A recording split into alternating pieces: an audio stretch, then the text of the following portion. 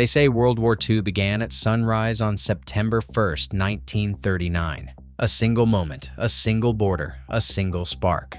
But the real story, the one behind 30 days that doomed Europe, not what you think, starts a month earlier when German train slots filled. Fuel began disappearing into secret army depots, and British and French guarantees quietly boxed Europe into a corner. Over just 30 days, 5 decisions locked into place. War plans set, negotiations stalled, alliances triggered, and escape routes vanished one by one.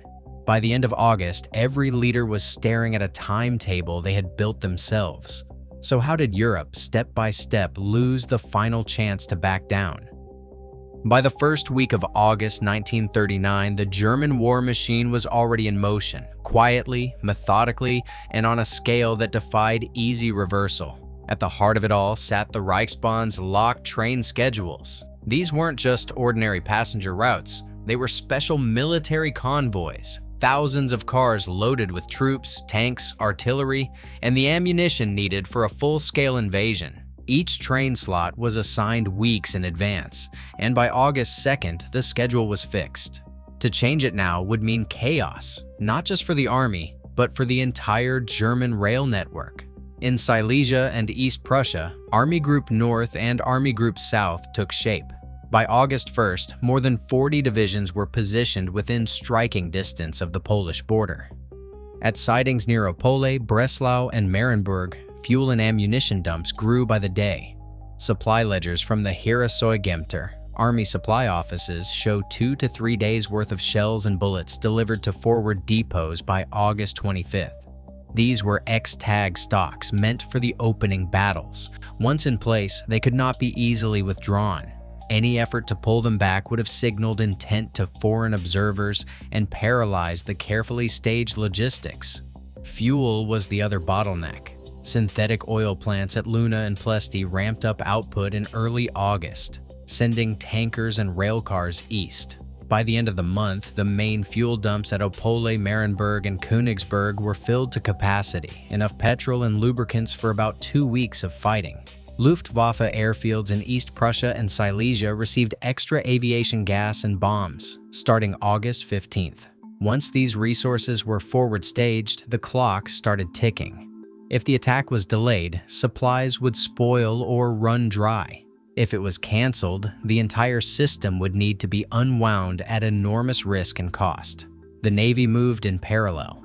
On August 19th, Kriegsmarine diaries record the order for U-boat flotillas to sail for Atlantic patrol routes. Submarines like U-26 slipped out of Wilhelmshaven, loaded for war, with sealed orders to open only after passing into open waters. The timing was no accident. German naval planners expected Britain to intervene if Poland was attacked, so the U-boats needed to be in position before the first shot.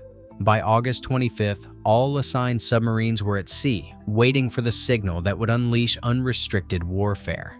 At the top, the German High Command tracked every movement. Orders from OKW and OKH, signed by Keitel and Brauchitsch, demanded that all branches synchronize their final preparations.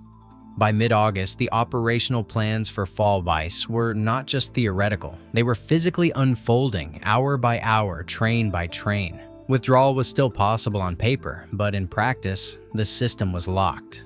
The closer the calendar crept to September, the more every logistical step narrowed the options. The point of no return wasn't a single date or decision. It was a process, measured out in train timetables, depot receipts, and sealed orders. As the machinery of war gathered momentum, no cabinet or diplomat could easily stop. Inside the offices of IG Farben, the mood was anxious. By August 10th, production managers circulated memos stamped dringend, urgent, ordering every ton of synthetic fuel to be diverted east. Germany's tanks and bombers ran on coal-processed gasoline, not imported oil. The Reich's reserves could support a blitzkrieg for a few months, not a drawn-out war. Every trainload of fuel that left Luna or Politz for the Polish border narrowed the window for diplomacy. If the attack didn't come soon, the risk was not just running short, but being caught with stockpiles exposed, vulnerable to sabotage or air raids. The scramble for resources was not limited to Germany. In Rome, Count Galeazzo Ciano, Mussolini's son-in-law and foreign minister, wrote a note on August 14th that would travel faster than any armored column. "Italy is not prepared for war," he confided to his diary. "We will be non-belligerent." Mussolini, always eager for grand gestures, now hesitated. Italian generals warned that ammunition and fuel were lacking, and the army was stretched thin after Ethiopia and Spain. Berlin's expectation of a quick Italian mobilization was quietly abandoned. This Italian wobble landed hard in the chancellery. Hitler had counted on Mussolini to pin down French divisions in the Alps and the Mediterranean. When Ciano's warning reached Berlin, the diplomatic cables grew sharp. Ribbentrop pressed for reassurance, but Ciano's reply was blunt. Italy could not join a war in 1939. Instead, Mussolini floated an offer to host a last-minute peace conference, a move Berlin dismissed as theater. Meanwhile, in London, British planners weighed the prospect of economic pressure. Cabinet minutes from August 12th record debates over a possible blockade of Germany, but the consensus was bleak.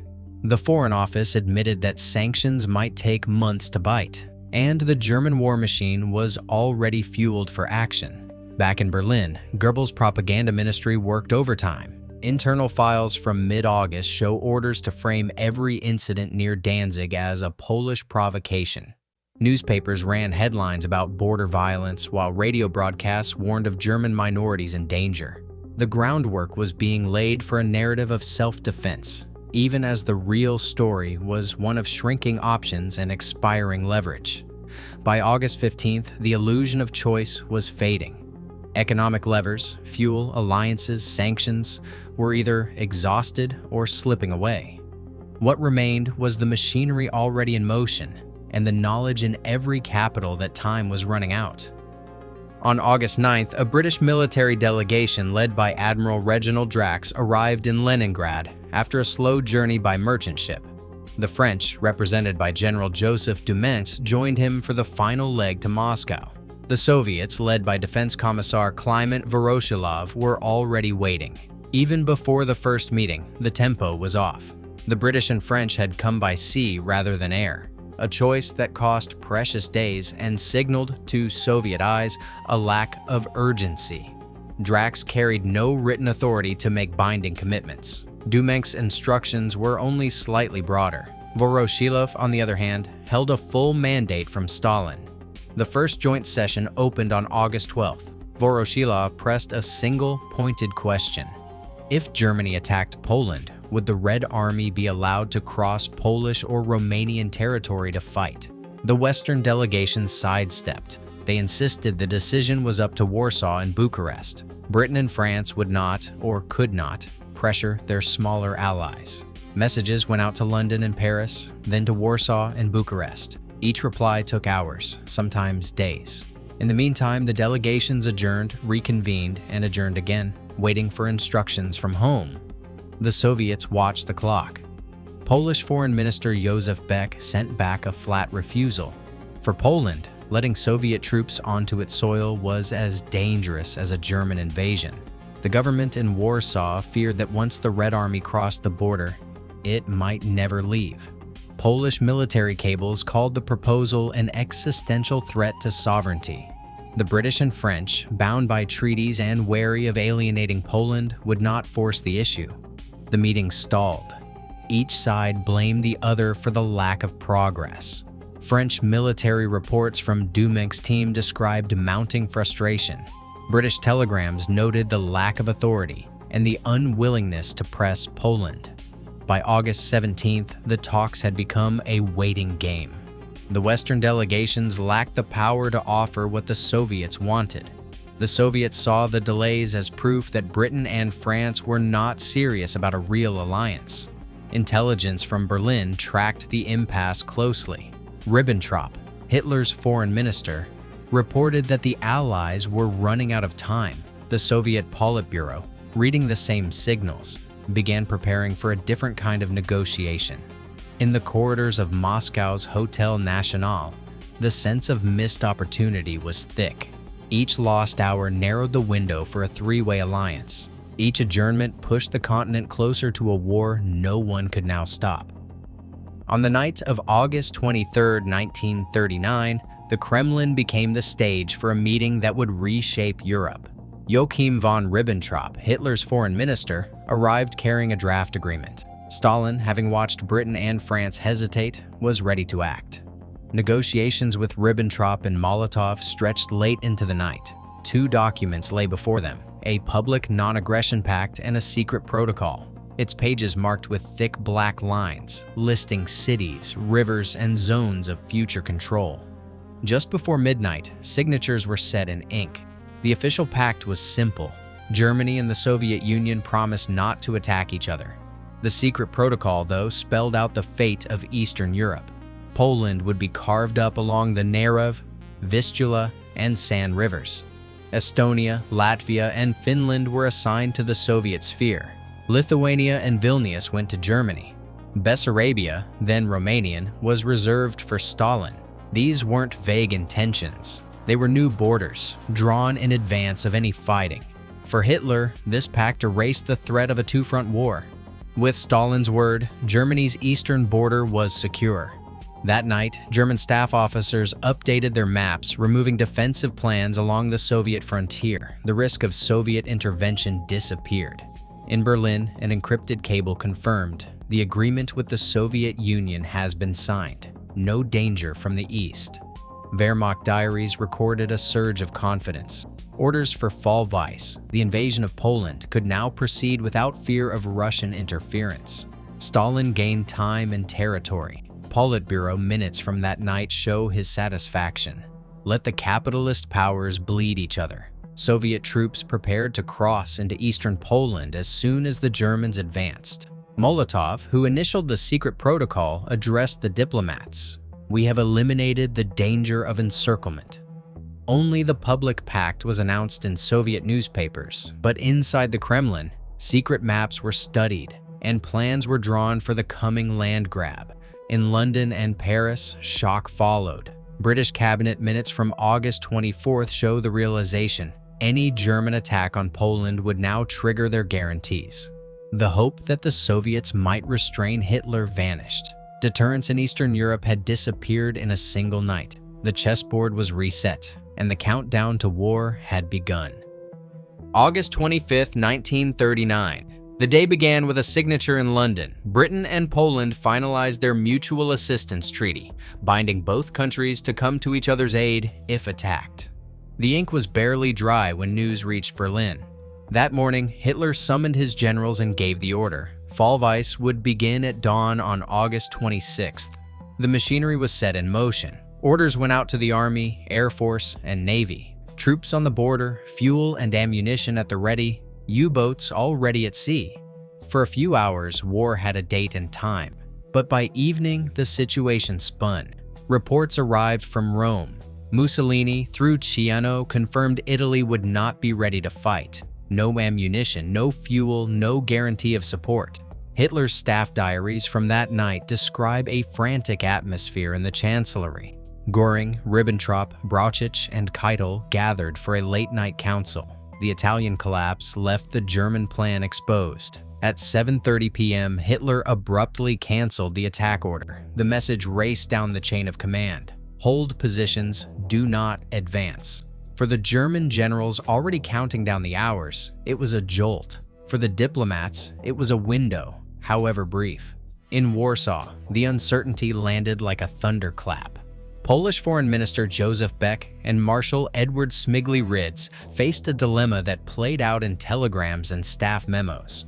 Full mobilization had been ordered, then suspended under Allied pressure, then partially resumed as new intelligence arrived. The Polish General Staff recorded confusion, officers reporting to their posts only to be told to stand down, then to return. Border units received conflicting instructions, with some battalions mustering twice in a single day. The government feared that overt mobilization would provoke Germany, but delay now risked leaving the country unprepared. By August 27th, the tempo grew even more chaotic. British and French diplomats pressed Warsaw to avoid actions that might give Berlin an excuse. while the German radio broadcast threats and rumors of Polish aggression. In the Polish capital, the debate narrowed to survival, wait and risk disaster, or mobilize and risk blame for starting the war. On the 28th, with no sign of compromise, the Polish command reissued the mobilization order. The paperwork ping-ponged between the Ministry of War and the presidential palace, each signature a bet against catastrophe. Mobilization trains rolled again, this time for real. In less than 72 hours, the last diplomatic theater would play out, but the military machine was already past the point of easy return. On the evening of August 31, 1939, the Reich Security Main Office issued final instructions for a series of staged attacks along the German-Polish border. This operation, known as Himmler's Plan, had been in the works since early August, with Reinhard Heydrich overseeing the details. Orders filtered down to SS and Abwehr field teams, seize outposts, sabotage rail lines, and leave behind evidence pointing to Polish aggression. The most infamous of these was the assault on the Gleiwitz radio station. Under the command of Alfred Naujoks, SS men dressed in Polish uniforms stormed the building just before 8 p.m. They broadcast a short anti-German message in Polish, then left behind the bodies of prisoners from Sachsenhausen, shot and disguised to look like fallen Polish saboteurs. The code word for the operation was Großmutter, grandmother. Elsewhere along the frontier, similar scenes played out. At Hochlinden, Pichen, and Staudowy, German operatives staged firefights, set fires, and scattered Polish army equipment. Each incident was carefully logged, with reports sent up the chain to Berlin. The goal was not to inflict real damage, but to create a pattern of evidence for German newsreels and radio bulletins. By the time these reports reached the propaganda ministry, the narrative was set. Poland had launched a coordinated attack. Meanwhile, at the Foreign Office, Ribbentrop's staff finalized the delivery of Hitler's so-called 16-point proposal, a list of demands handed to the British ambassador late on August 31st, with the expectation that Poland would send a negotiator to Berlin by midnight. The Polish ambassador never saw the document. The proposal was read aloud, then released to the German press before any reply could be made. As the clock ticked past midnight, orders went out to every German army group. H-hour was set for 4:45 a.m. on September 1st. Luftwaffe crews received sealed target packets. U-boats, already at sea, tuned their radios for the attack signal. The machinery of war, primed for weeks, now moved into its final phase. The first shots were only hours away. By August 19, 1939, German U-boats were already at sea, and rail charts confirmed that ammunition and fuel were positioned for war. Over 200 diplomatic cables and official orders from this month reveal a process, not a single event, locked Europe into conflict. The Molotov-Ribbentrop Pact, signed on August 23rd, removed the last deterrent on Germany's eastern front, as shown in the secret protocol documents. Allied guarantees to Poland, formalized on August 25th, triggered an automatic response if Poland was attacked. Yet many details, such as Stalin's private calculations and the full content of every military directive, remain classified or incomplete. Today, the pace and mechanics of August 1939 are studied by security analysts worldwide as a case of how alliances, logistics, and deadlines can overtake diplomacy. The evidence shows that in just 30 days, Europe's fate was sealed by a chain of decisions, not by accident or a single spark.